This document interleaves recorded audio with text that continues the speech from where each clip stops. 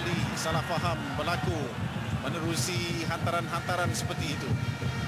Tapi jelas sekali Kelantan cuba menguasai permainan secara menyeluruh. Cuma mereka dikecewakan dengan barisan penyerang yang agak tumpul dengan ketiadaan Mahmud Gadar. Farisham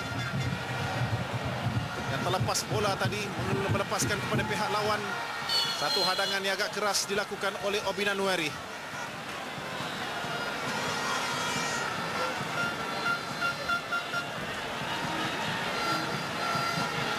Ya, pada saya ia adalah satu tindakan yang wajar. Obina menghalang pergerakan Isa Halim tadi, mendapat foul yang jaraknya agak jauh. Perlu dilakukan oleh Obina kerana mungkin kalau Isa Halim melepasi tadi, sudah pasti ada pemain Lion yang sudah mara ke hadapan. Lions 12 dengan rekod 5 kemenangan, 2 seri, 1 kekalahan di luar jalan besar. Dalam pada itu, Yusof Karim meminta pemain-pemain yang tolak-menolak, tarik-menarik di dalam penalti itu supaya lebih berhati-hati, dikeluarkan oleh Rizal Fahmi. Berjaya dipintas oleh Syarul Idlan. Canturu, ke mana dia pergi? Dia melihat atas bawah, sedangkan bola itu bergolek di sebelah tepinya. Ya, mungkin ada kekeliruan ataupun komunikasi sebenarnya. Dan saya rasakan sepatutnya Canturu berlari, sudah pasti Syarul sudah membaca gerakan ataupun larian dilakukan oleh Canturu tadi. Apapun mungkin ada sedikit kekeliruan yang menyebabkan Canturu terkeliru dengan antara Syarul tadi. Ini giliran Badi Radi dan Kelantan pula dengan sepakan percuma yang sekali lagi tidak harus dilepaskan mereka. Target adalah Rizal Fahmi. Luang Canturu tak dapat disentuh, tak ada connection untuk Syarul Idlan Talaha. Satu tendangan percuma yang cukup baik dilakukan oleh Pia. Apapun satu volley yang cantik dilakukan oleh Canturu, tapi saya nampak kedudukan Syarul sebenarnya beliau berada dalam keadaan offside sebelum melakukan sentuhan tadi. Apapun ia adalah satu gerakan yang cukup menarik dilakukan oleh pasukan Kelantan di separuh masa yang kedua ini.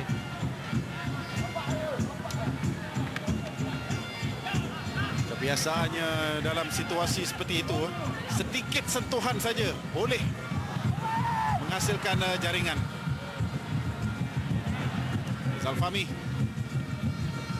Rizal Fahmi juga mendapat caps dengan pasukan kebangsaan di Stadium Jalan Besar ketika menentang Etoile FC.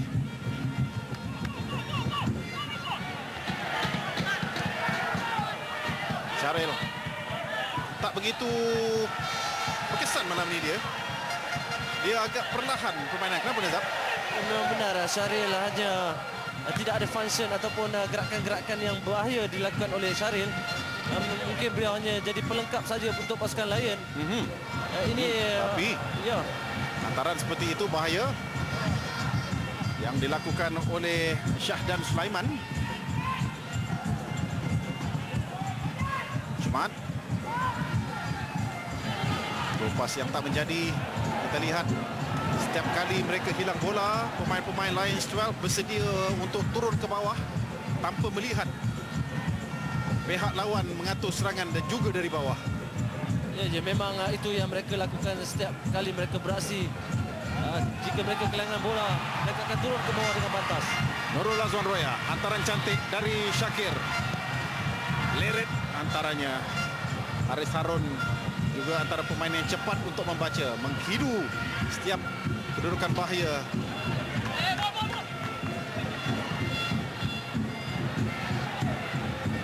Boleh saya tambahkan sedikit mengenai Syaril Ishak, di mana mungkin beliau agak sedikit sukar untuk bermain di sebelah sayap, kerana pada saya beliau agak selesa jika bermain di tengah, backup kepada Khairul Nizam, kerana itu adalah posisi beliau yang amat beliau suka sekali ketika beraksi.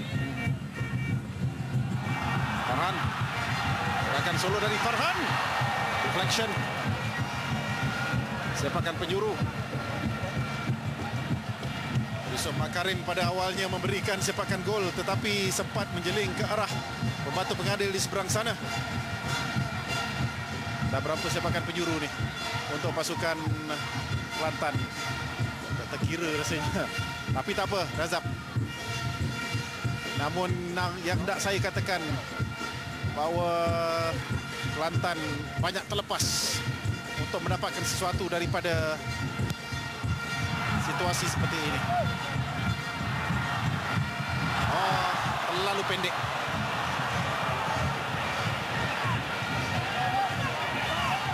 Farid Shah merosot sedikit permainannya di separuh masa kedua ini. Kurang pasti dalam setiap hantaran dan juga pergerakan. Tidak offside di seberang sana. Syaril di belakang sini. Agak bahaya untuk pertahanan Kelantan kerana dia adalah di blind side. Badir Radhi. Haris sekali lagi bertindak bijak.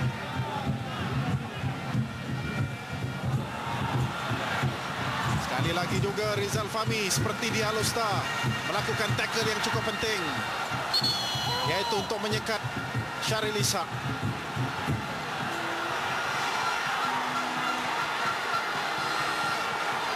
Lontaran ke dalam kepada Lions 12 yang tidak akan tergesa-gesa. Kita lihat dari Syahdan ya. Satu out swinger untuk mendapatkan Syaril. Satu hantaran yang cukup bijak di mana Syaril menukar posisi dengan Hairul Nizam.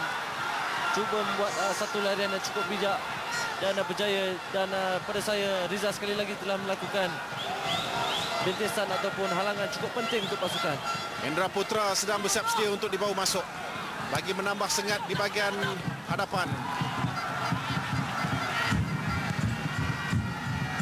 Siapa yang akan dikeluarkan oleh Boyan Hodak dalam keadaan seperti ini?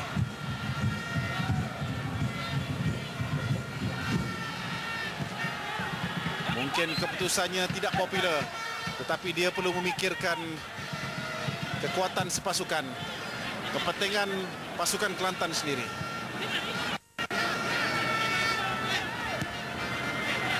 Perlawanan yang turut menarik minat Yang Maha Mulia Sultan Muhammad Kelima.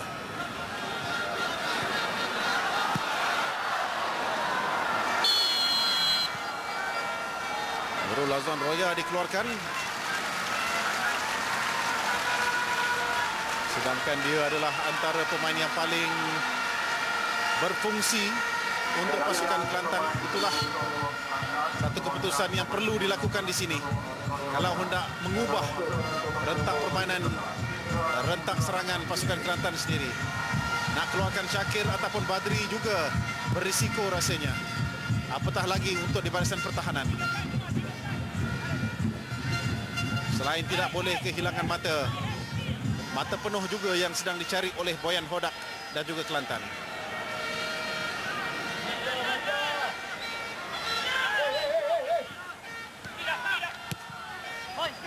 Apa yang dilakukan oleh Boyan Hodak di Alostar tempoh hari menurut pemain-pemain sesuatu yang amat menakutkan. Dia menyatakan bak halilintar dalam dressing room ketika itu, ketika pasukan Kelantan ketinggalan 0-2 tapi bangkit dengan 2 gol yang cukup penting. Kebangkitan yang ditunjukkan oleh Harimau Muda B juga setakat ini cukup menakjubkan kerana mereka mengikat bahang dengan 2 sama setakat ini. Manakala Terengganu pula sedang ketinggalan 1-2 kepada pasukan Perak, Nazam. Satu lagi keputusan di mana mereka merehatkan Mak Zan. Masih juga tidak mungkin boleh mengubah keputusan. Apapun mungkin nasib tidak nilai pasukan Terengganu pada tahun ini. Weri Jaya memintas terlebih dahulu. Break attack. Tak sampai. Baik, Haki lebih pantas dengan kaki panjangnya. Terus berada di atas, tak jadi. Lepaskan kepada Syaril. Syahdan, bahaya kedudukan ini. Syahdan boleh melepaskan rembatan.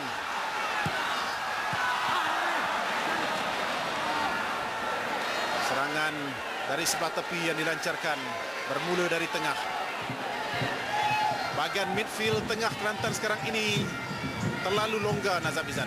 Ya, memang benar Ji, agak longgar daripada segi hantaran dan juga kawalan. Ya, kawalan juga Syakir dan Badi. Kita saksikan bagaimana mereka kehilangan bola dengan begitu mudah sekali.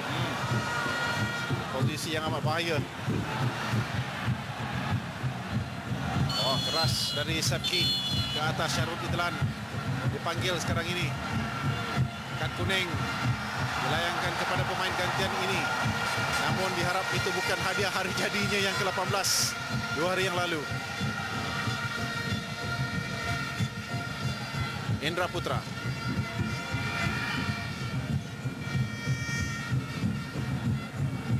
Farishab.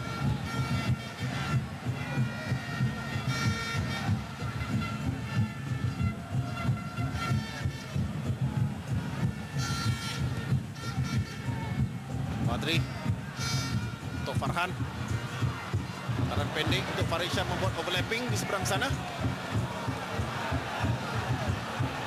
3 kad kuning yang dilayangkan setakat ini oleh Yusof Karim. Tapi rasanya dia cukup lenient Nadil dari KL itu.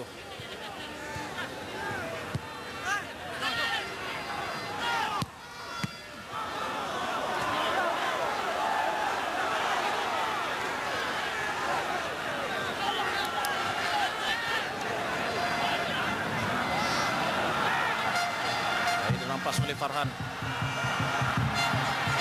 Tapi dia amat-amat memerlukan sokongan sebentar tadi. Satu lagi sepakan percuma. Di sudut yang bahaya.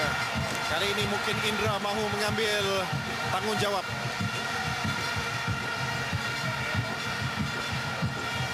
Lagi sekali Sundram mengarahkan anak-anak buahnya turun ke bawah untuk bertahan.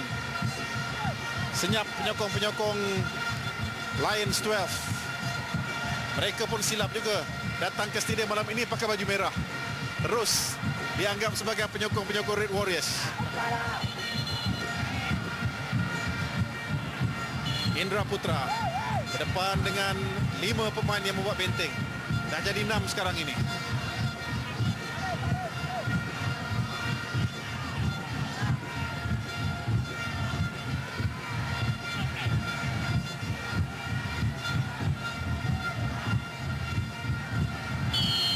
Farhan, Matio dan yang lain menanti. Bias kena kepada kepala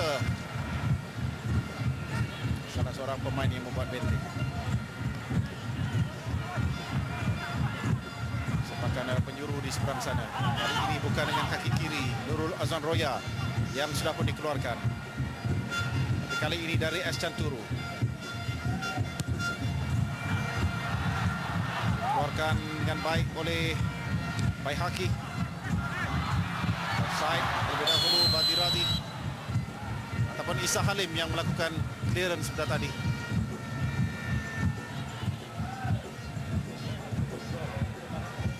Ya Ji, tempo permainan juga kedua-dua pasukan agak sedikit perlahan, sedikit berbeza seperti apa mereka lakukan di separuh masa. Kerana mungkin kita akui Kelantan mungkin daripada segi faktor kepenatan jadual yang padat, tetapi pemain Lion tidak menunjukkan permainan yang sebenar mereka.